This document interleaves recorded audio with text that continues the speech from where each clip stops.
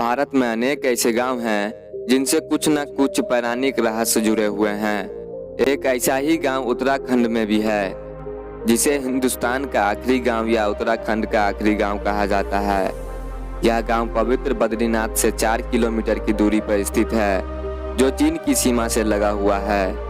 इस गांव का नाता महाभारत काल से भी जुड़ा हुआ है और भगवान गणेश से भी। मान्यता है कि इसी गांव से होकर पांडव स्वर्ग गए थे। यहाँ से जुड़ी ऐसी कई रहस्यमय और रोचक बातें हैं जो आपको हैरान कर देगी। हेलो दोस्तों, मैं उचान शेख। चलिए जान लेते हैं कुछ फैक्ट। इस गांव का नाम है माना, जो करीब 19,000 फीट की ऊंचाई पर स्थित है। कहते हैं कि इस गांव का नाम मणिभद्र देव के नाम पर माना पड़ा था। पौराणिक मान्यताओं के अनुसार यह भारत का एकमात्र ऐसा गांव है जो धरती पर मौजूद चारों धामों में भी सबसे पवित्र माना जाता है। इस गांव को श्राप मुक्त और पाप मुक्त माना जाता है।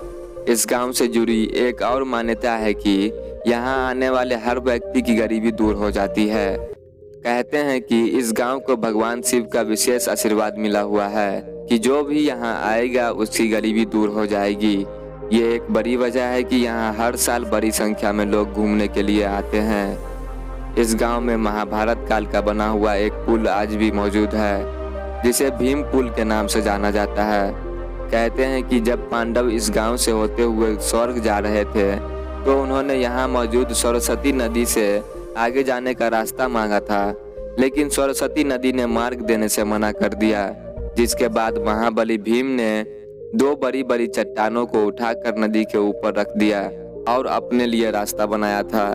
इसके बाद इस पुल को पार करके पांडवों ने स्वर्ग के लिए प्रस्थान किया था। इस गांव का संबंध भगवान गणेश से भी जुड़ा हुआ है। कहते हैं कि महर्षि वेदव्यास के कहने पर भगवान गणेश जब महाभारत लिख रहे थे, तो उन्हें सरस्वती नदी के बहने की तेज ध्वनि सुनाई दे रही थी। इसलिए उन्होंने देवी सरस्वती से उनके पानी का शोर कम करने को कहा।